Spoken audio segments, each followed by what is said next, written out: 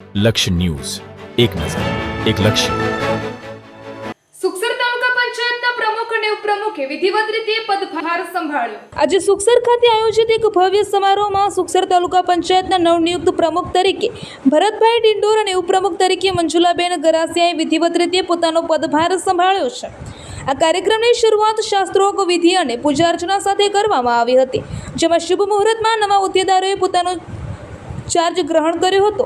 પદભાર સંભાળ્યા બાદ નવનિયુક્ત પ્રમુખ ભરતભાઈ ડિંડોર અને ઉપપ્રમુખ મંજુલાબેન ગરાસિયાએ જણાવ્યું હતું કે સુખસર તાલુકાના છેવાડાના ગામડાઓ સુધી પાયાની સુવિધાઓ પહોંચાડવાની અને તાલુકાના સર્વાંગી વિકાસને વેગ આપવો તે તેમની મુખ્ય પ્રાથમિકતા રહેશે.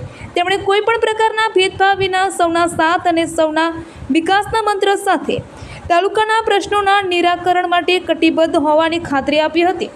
આ પદગ્રહણ સમારોહમાં સ્થાનિક અગ્રણીઓ, ચૂંટાયેલા જનપ્રતિનિધિઓ, સરપંચશ્રીઓ, પક્ષના હોદ્દેદારો અને મોટી સંખ્યામાં કાર્યકર્તાઓ ઉપસ્થિત રહ્યા હતા. ઉપસ્થિત મહાનુભાવોએ નવા પદાધિકારીઓને ફૂલહાર અને શુભેચ્છાઓ પાઠવી હતી, તેમજ તેમના કાર્યકાળ માટે અભિનંદન પાઠવ્યા હતા.